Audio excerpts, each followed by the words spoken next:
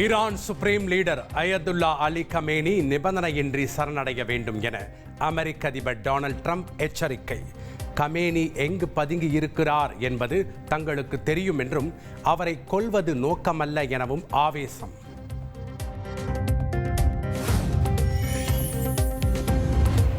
சண்டை தொடங்கிவிட்டதாக ஈரான் நாட்டின் சுப்ரீம் தலைவர் கமேனி அறிவிப்பு. இஸ்ரேலியர்களுக்கு இனி கருணை காட்டப் போவதில்லை எனவும் திட்டவட்டம்.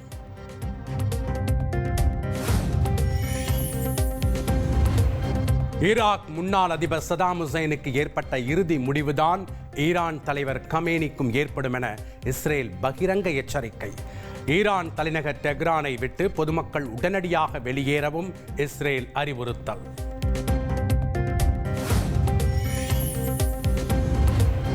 அமெரிக்காவின் F-16, F-22, F-35 ரக அதிநவீன போர் விமானங்கள் மத்திய கிழக்கு நோக்கி விரைந்தன. இஸ்ரேல் ஈரான் இடையே மோதல் அதிகரித்துள்ள நிலையில் பிராந்தியத்தில் கூடுதல் பதற்றம்.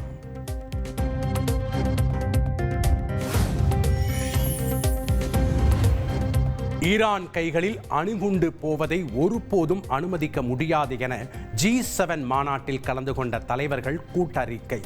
போர் பதற்றத்தை தணிக்க வேண்டும் என்றும் வலியுறுத்தல்.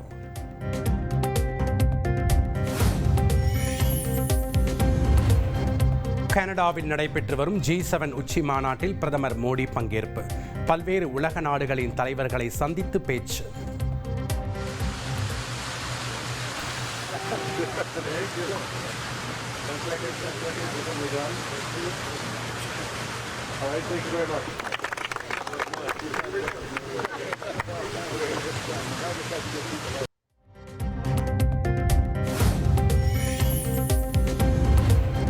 ஏர் இண்டியா மற்றும் ஏர் இண்டியா எக்ஸ்பிரஸ் மூத்த அதிகாரிகளுடன் சிவில் விமான போக்குவரத்து இயக்குநரகம் உயர்மட்ட கூட்டம். பாதுகாப்பு மற்றும் பயணிகளுக்கான சேவை விதிமுறைகள் குறித்து தீவிர ஆலோசனை.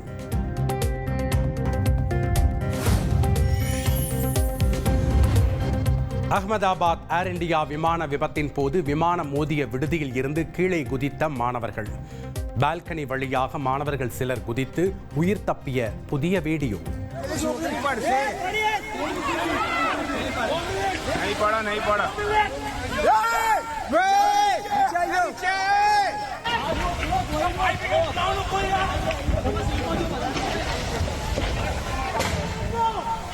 पकड़ा भाई.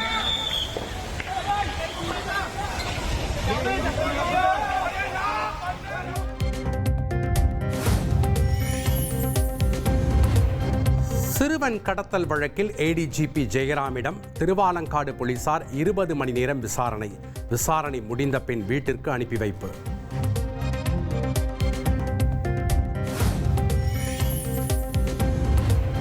திருவள்ளூர் மாவட்டம் கலாம்பாக்கம் சிறுவன் கடத்தல் வழக்கில் மேலும் ஒரு காவலருக்கு தொடர்பு இருக்க வாய்ப்பு.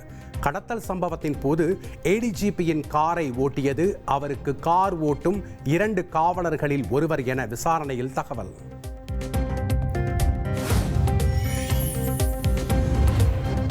சிறுவன் கடத்தல் வழக்கில் புரட்சி பாரதம் கட்சி தலைவர் ஜெகன்மூர்த்தியிடம் சுமார் 10 மணி நேரம் விசாரணை. தொடர் விசாரணைக்கு பின் காவல் நிலையத்தில் இருந்து புறப்பட்டு சென்றார்.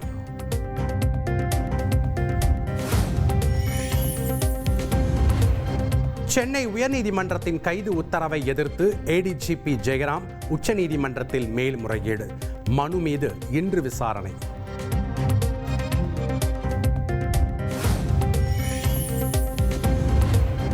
அமலில் இருக்கும் பாடத்திற்கு சம்பந்தம் இல்லாமல் உயர்கல்வி படித்து ஊக்க ஊதியம் பெறும் ஆசிரியர்கள் மற்றும் அலுவலர்களின் ஊக்க ஊதியத்தை திரும்ப பெற வேண்டும். 766 பேருக்கு வழங்கப்பட்ட ஊக்க ஊதியத்தை உடனடியாக திரும்ப பெற தொடக்க கல்வி இயக்குனர் நரேஷ் அதிரடி உத்தரவு.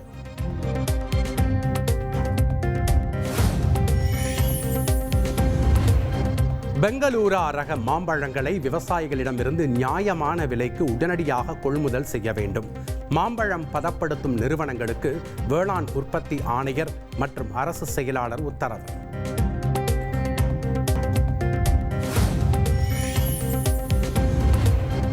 சேலம் மாவட்டம் தாழையூர் அருகே தண்டவாளத்தில் கிடந்த ராட்சத இரும்பு கம்பியால் ஏற்காடு எக்ஸ்பிரஸ் ரயிலின் என்ஜின் சேதம்.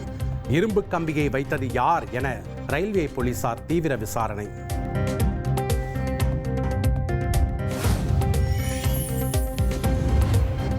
கடலூர் மாவட்டம் பன்ருட்டி அருகே 80 வயது மூதாட்டி பாலியல் வன்கொடுமை செய்யப்பட்ட கொடூர சம்பவம்.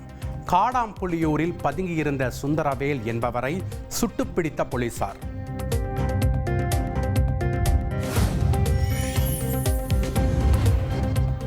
பல்லடத்தில் கட்டுப்பாட்டை இழந்த கண்டெய்னர் லாரி கவிழ்ந்து விபத்து. கண்டெய்னர் லாரிக்கு அடியில் சிக்கி சாலையோரம் நின்றிருந்த 2 பெண்கள் பரிதாபமாக உயிரிழப்பு.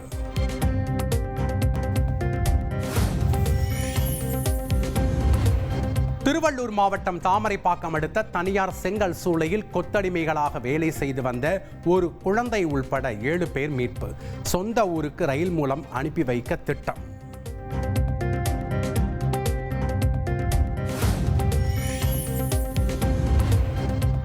சென்னை திருவொற்றியூரில் மின்தடை ஏற்பட்டதால் மின்வாரிய அலுவலகத்தை முற்றுகையிட்ட பொதுமக்கள். பல முறை அழைத்தும் வெளியே வராத மின் ஊழியர்களால் மக்கள் ஆத்திரம்.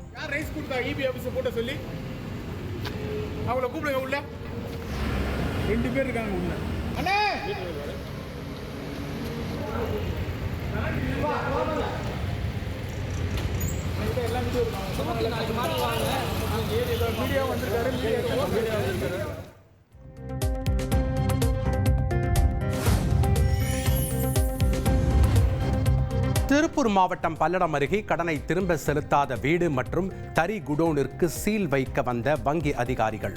டிரான்ஸ்பார்மர் மற்றும் உயர்மின் கோபுரத்தின் மீது ஏறி போராட்டத்தில் ஈடுபட்ட குடும்பத்தினரால் பெரும் பரபரப்பு.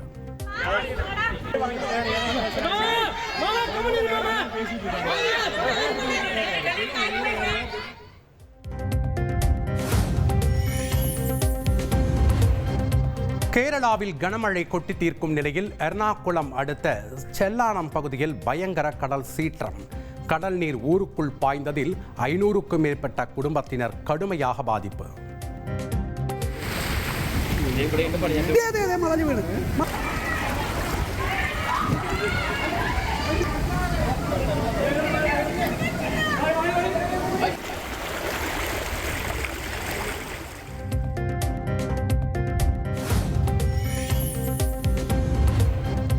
நீலகிரி மாவட்டம் கூடலூர் அருகே ஊருக்குள் புகுந்த காட்டு யானைகளால் பொதுமக்கள் அச்சம்.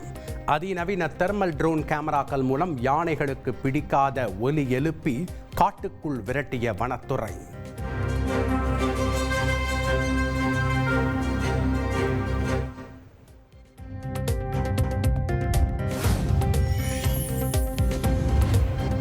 கேரள மாநிலம் புனலூர் அருகே சொகுசு காரில் 3000 ரூபாய்க்கு டீசல் நிரப்பிவிட்டு பணம் கொடுக்காமல் வேகமாக கிளம்பியதால் அதிர்ச்சி.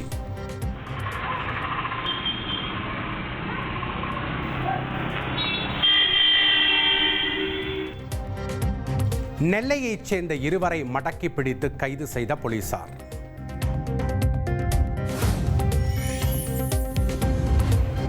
இந்தோனேஷியாவின் நுசா தெங்கரா மாகாணத்தில் உள்ள லெவடோபி லக்கி எரிமலை வெடித்து சிதறியதால் பரபரப்பு.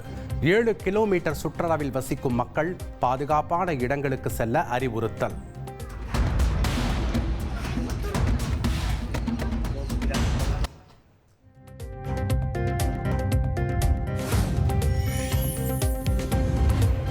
இந்திய டெஸ்ட் அணியின் கேப்டன்ஷிப் பதவிக்கு BCCI தன்னை பரிசீலித்த போதும் தான் அதனை நிராகரித்ததாக பும்ரா விளக்கம். அணியின் நலன் கருதியே இந்த முடிவை எடுத்ததாகவும் தகவல்.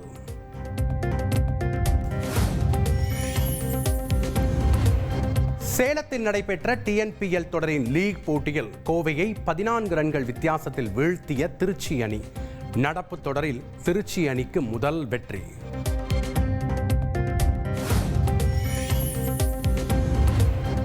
சேலத்தில் இன்று நடைபெறவுள்ள TNPL 16வது லீக் போட்டியில் மதுரை பேந்தர்ஸ் மற்றும் நெல்லை ராயல் கிங்ஸ் அணிகள் பலப்பரட்சை. இரவு 7:15 மணிக்கு போட்டி தொடங்குகிறது.